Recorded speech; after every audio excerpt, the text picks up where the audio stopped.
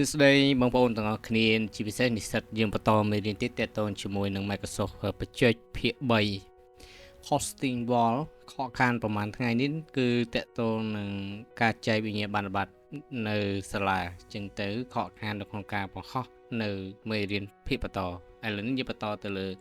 ការងារ Analytical Work ធ្វើទៅលើ Schedule ខ្ញុំមាន6ជំហានដែលលើកយកមកនិយាយទី1តកតងជាមួយនឹង costing wall ឬក៏កាត់អញ្ជាំងនឹងឯងការងារកាត់អញ្ជាំងប៉ុន្តែខ្ញុំដំបូងខ្ញុំដាក់ electrical work សិនខ្ញុំ copy សិនណាឬក៏ខ្ញុំសរសេរយកតែម្ដងខ្ញុំសរសេរក្នុងលេខរៀងនេះចឹងនៅក្នុង description នេះវាមានលេខរៀងរបស់វាបាទវាមានលេខរៀងរបស់វាតែក៏ខ្ញុំមិនបង់លេខរៀងទេខ្ញុំបង់ទៅលើឈ្មោះ name សិនខ្ញុំបងទៅដាក់ថាអក្សរធំមួយមកផ្ដើមដល់អក្សរ electrical work បាទ electrical work ថែមអក្សរ S នៅក្នុងនោះវាមានច្រើនជំហានចឹងនៅក្នុងនេះមាន6ណា electrical work បាទបន្ទាប់មកជួរខាងក្រោមយើងចូលអាជួរទីនេះគឺគេដាក់ថា costing wall យើងដាក់មក costing អូខេណាអូខេឃើញទេបាទអញ្ចឹងនៅក្នុងអាជួរនេះខ្ញុំ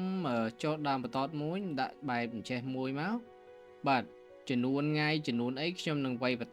ញ្ចូលតាមក្រោយណាខ្ញុំគិតថាខ្ញុំមិន scroll ប្រហែលណាខ្ញុំ scroll ប៉ុណ្ណឹងបានណាអូខេបន្តមកការងារទី2គឺតកតងជាមួយ piping installation ណា piping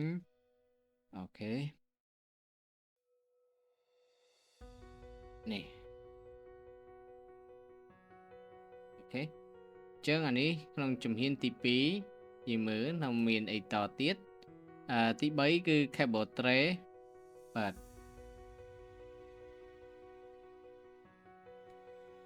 cable tray installation អូខេបើសិនជាសរសេរមិនអស់ទេខ្ញុំអាចលុបចេញដាក់ទៅ cable tray បានណាបាទនៅក្នុងជួរខាងនេះយើងអាចសរសេរយមូវាចុះក្រោមឡើងលើបានណាអានេះខ្ញុំដាក់ cable អូខេ installation អូខេបើសិនជាយើងគិតថាខ្លីពេកយើងអាចសរសេរក៏សរសេរប៉ុន្តែយើងអាចទាញឲ្យវាវែងបន្តិចទៅអូខេនេះចាប់ស្បិចវាទាញឡើងទៅមុខបន្តិចបន្តទៀតខ្ញុំចូលដល់ជំហានទី4ហើយមិញនេះគឺតាក់ទងនឹងខ្សែភ្លើងបន្ទាប់មកខ្ញុំចូល feature installation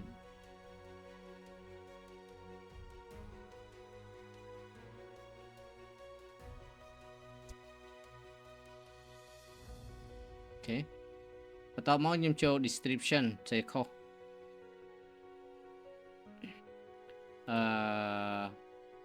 distribution អូខេ board បាច់ save work ទេណា